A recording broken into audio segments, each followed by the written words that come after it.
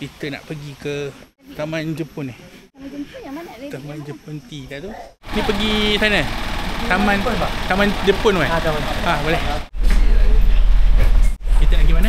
Jepun. Japanese. Taman Jepun. Taman Jepun.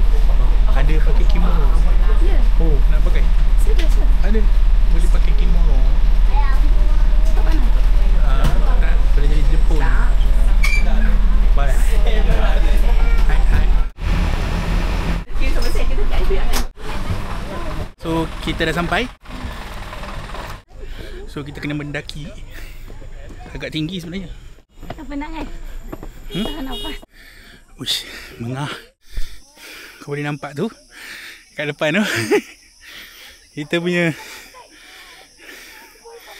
boleh makan. Tu lah, sebenarnya ada air. Hoi, selamat sampai atas. Uish. Mencabar tak naik tadi? Cuba. Mencabar. Dia macam tangga dia kecil. Tapi dia boleh keren kaki. Betul, boleh keren. Jangan sampai bas tinggal kita lah. Tu sampai ke 5 je lah. 4. 4 lah. Sekejap lagi kita turun balik. 4.30 kita balik lah. Oh, selamat datang ke rumah teh Jepun yang pertama di dunia. Dalam hutan. Serius weh. Air berapa ringgit? Air RM6. Asking RM4. 10 lah. Oh. Kalau ada ramai orang ada lah.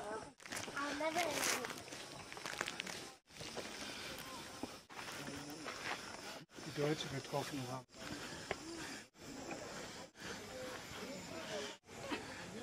Macam mana? Aku naik atas ni dah penat tengok. Dah Lepas tu nak pakai baju kimono pula. Dah panas. Tak ada ni. Tak jadi pakai lah. Tak jadi pakai lah. Tengok orang lah. Nanti baik free. Kalau bayar, terpaksa pakai lah. Hei, kakak. Bawa lemang. Pergi Jepun bawa lemang kak? Serius lah?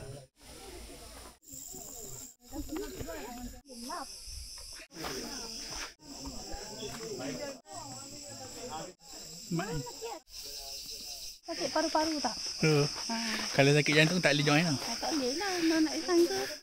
So kita sudah habis selesai di perkampungan Jepun ni. Korang wajib datang. Cuma dekat atas ni kena bawa cash. And then kalau ada air boleh bawa nak bawa boleh. Kena beli air. Better bawa air yang dalam tumbler lah. Sejuk. Sebab memang panas. Bye-bye. Kita nak balik hotel. Jumpa lagi. Bye-bye. Assalamualaikum. Jangan lupa belanja, like, komen, share and subscribe.